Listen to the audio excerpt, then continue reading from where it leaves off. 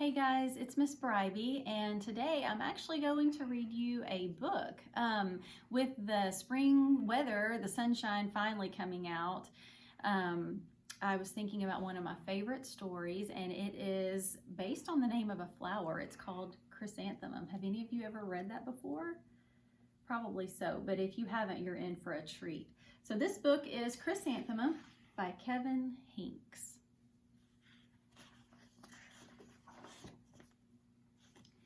The day she was born was the happiest day in her parents' lives. "She's perfect," said her mother. "Absolutely," said her father. And she was. She was absolutely perfect.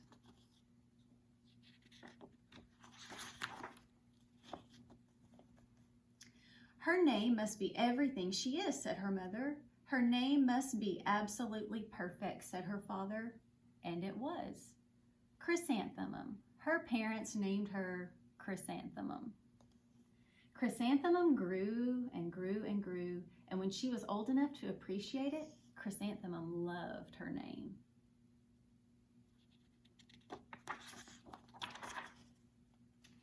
She loved the way it sounded when her mother woke her up. She loved the way it sounded when her father called her for dinner. And she loved the way it sounded when she whispered it to herself in the bathroom mirror. Chrysanthemum, chrysanthemum, chrysanthemum. Chrysanthemum loved the way her name looked when it was written with ink on an envelope. She loved the way it looked when it was written with icing on her birthday cake. And she loved the way it looked when she wrote it herself with her fat orange crayon. Chrysanthemum, chrysanthemum, chrysanthemum.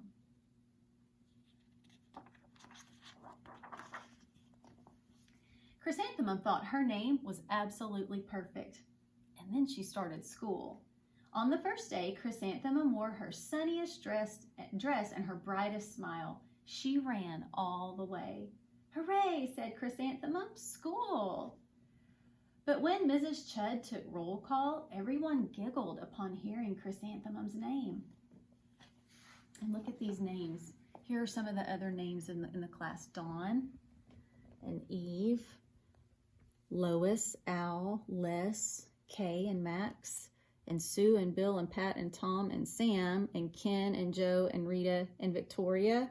And then look at this, Chrysanthemum.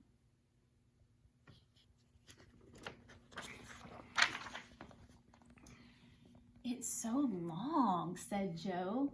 "It scarcely fits on your name tag," said Rita, pointing. "I'm named after my grandmother," said Victoria. "You're named after a flower." Chrysanthemum wilted. She did not think her name was absolutely perfect.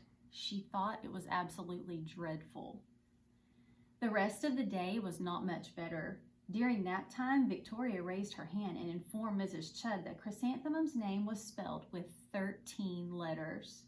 "That's exactly half as many letters as there are in the entire alphabet," Victoria explained. "Thank you for sharing that with us, Victoria," said Mrs. Chudd. "Now, put your head down." "If I had a name like yours, I'd change it," Victoria said as the students lined up to go home. "I wish I could," thought Chrysanthemum miserably. "Welcome home," said her mother. "Welcome home," said her father. "School is no place for me," said Chrysanthemum. "My name is too long. It scarcely fits on my name tag, and I'm named after a flower." "Oh, pish," said her mother. "Your name is beautiful and precious and priceless and fascinating and winsome," said her father. "It's everything you are," said her mother. "Absolutely perfect," said her father.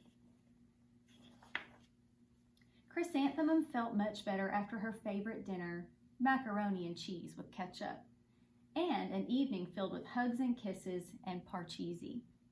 That night, Chrysanthemum dreamed that her name was Jane.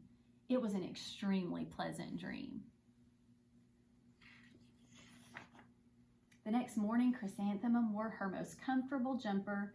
She walked to school as slowly as she could. She dragged her feet in the dirt. "Chrysanthemum, chrysanthemum, chrysanthemum," she wrote. "She even looks like a flower," said Victoria as Chrysanthemum entered the playground. "Let's pick her," said Rita, pointing. "Let's smell her," said Joe. Chrysanthemum wilted. She did not think her name was absolutely perfect. She thought it was absolutely dreadful. The rest of the day was not much better. During nap time, Victoria raised her hand and said, "A chrysanthemum is a flower. It lives in a garden with worms and other dirty things." "Thank you for sharing that with us, Victoria," said Mrs. Chudd. "Now put your head down." "I just cannot believe your name," Victoria said as the students lined up to go home. "Neither can I," thought Chrysanthemum miserably. "Welcome home," said her mother. "Welcome home," said her father. "School is no place for me," said Chrysanthemum. "They said I even looked like a flower. They pretended to pick me and smell me." "Oh, pish," said her mother. "They're just jealous and envious and begrudging and discontented and jaundiced," said her father. "Who wouldn't be jealous of a name like yours?" said her mother. "After all, it's absolutely perfect," said her father. Chrysanthemum felt a trifle better after her favorite dessert, chocolate cake with buttercream frosting, and another evening filled with hugs and kisses and parcheesi. That night, Chrysanthemum dreamed that she really was a chrysanthemum. She sprouted leaves and petals. Victoria picked her and plucked the leaves and petals one by one until there was nothing left but a scrawny stem. It was the worst nightmare of Chrysanthemum's life. Chrysanthemum wore her outfit with 7 pockets the next morning. She loaded the pockets with her most prized possessions and her good luck charms. Chrysanthemum took the longest route possible to school. She stopped and stared at each and every flower. "Chrysanthemum, chrysanthemum, chrysanthemum," the flowers seemed to say. That morning, the students were introduced to Mrs. Twinkle, the music teacher. Her voice was like something out of a dream, as was everything else about her. The students were speechless. They thought Mrs. Twinkle was an indescribable wonder. They went out of their way to make a nice impression. Mrs. Twinkle led the students in scales. Then she assigned roles for the class musical. Victoria was chosen as the dainty fairy queen. Rita was chosen as the spiffy butterfly princess. Jo was chosen as the all-important pixie messenger, and Chrysanthemum was chosen as a daisy. "Chrysanthemum's a daisy, chrysanthemum's a daisy," Jo, Rita, and Victoria chanted, thinking it was wildly funny. Chrysanthemum wilted. She did not think her name was absolutely perfect. She thought it was absolutely dreadful. "What's so humorous?" asked Mrs. Twinkle. "Chrysanthemum," was the answer. "Her name is so long," said Jo. "It scarcely fits on her name tag," said Rita, pointing. "I'm named after my grandmother," said Victoria. "She's named after a flower." "My name is long," said Mrs. Twinkle. "It is," said Jo. "My name would scarcely fit on a name tag," said Mrs. Twinkle. "It would," said Rita, pointing. "And," said Mrs. Twinkle, "I'm named after a flower too." "You are?" said Victoria. "Yes," said Mrs. Twinkle. "My name is Delphinium. Delphinium Twinkle. And if my baby is a girl, I'm considering Chrysanthemum as a name. I think it's absolutely perfect." Chrysanthemum could scarcely believe her ears. She blushed, she beamed, she bloomed. Chrysanthemum, chrysanthemum, chrysanthemum. Jo, Rita, and Victoria looked at Chrysanthemum longingly. "Call me Marigold," said Jo. "I'm Carnation," said Rita, pointing. "My name is Lily of the Valley," said Victoria. Chrysanthemum did not think her name was absolutely perfect. She knew it. Epilogue.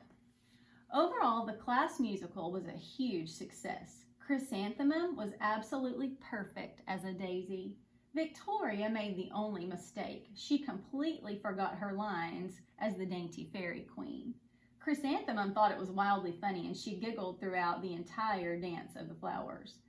Eventually, Mrs. Twinkle gave birth to a healthy baby girl, and of course, she named her Chrysanthemum.